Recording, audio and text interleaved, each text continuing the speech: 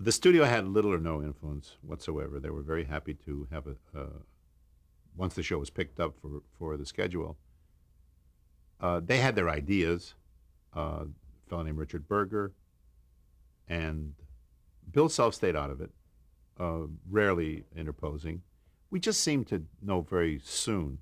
We were blessed with the way we wanted to do the series.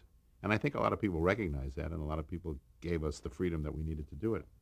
CBS, being a network and by nature being more nervous, had program practices, which is their euphemism for censorship. Every script had problems in it for them, whether it was language or storyline or relationship. So most of our dealings were with CBS, but we were very good from the studio's point of view. We brought the show in. Gene is a marvelous producer. He really is when I say he's been a marvelous producer because he cast well. He cast the actors well. He cast the behind the scenes people well, and he knows budgets and he knows schedules, and he was able to give Fox a show that wasn't going to cost them any money.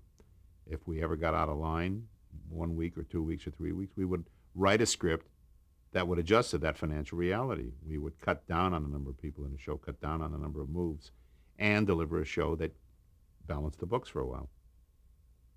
CBS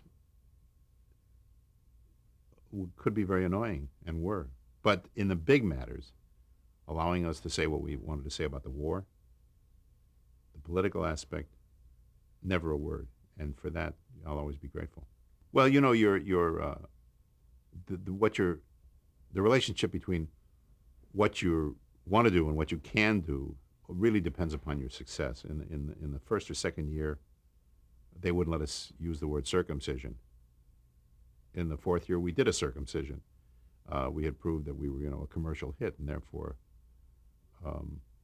we could be given greater latitude. After Family Hour was instituted, we did have a scene in which Radar was stopped one night in the compound by a very young soldier who was frightened to death. He was on sentry duty, and Radar was afraid the kid was going to shoot him with the rifle because he had such an itchy trigger finger. And the young soldier, the young actor, had to say, "Forgive me, sir, I'm a virgin," meaning I'm virgin at this business of being a sentry. It had no sexual connotation whatsoever. An argument I made vociferously with the CBS people, and they said, "No, you cannot say virgin in the Family Hour," as though virgin is a terrible word to use in front of the family. I wonder what Catholic families would think about that. At any rate, this is the kind of game playing that went on. It was tit for tat. They didn't let us say virgin in that show, so in a show about a week or two later, I wrote a scene in which Radar is talking to some wounded soldiers, performing what they call triage, seeing who goes first, who's in greater need of medical help. And he said to one soldier, "What's your name, sir?" And he said, "Buck Johnson," whatever. And he said, "Where are you from?" And I had the kid say, "The Virgin Islands, sir." And it went through, easily. So I got my virgin in, which is, there's a German word called Kinderspielen. It's child's play. It's silly.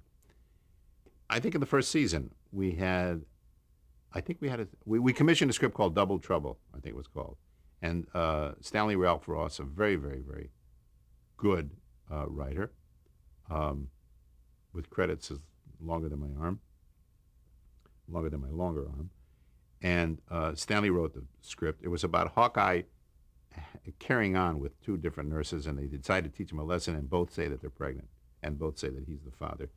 That is the one and only script that CBS ever said, under no circumstances, under no conditions, will you be able to do the script. And so poor Stanley has the distinction of having the one script that CBS absolutely said was verboten.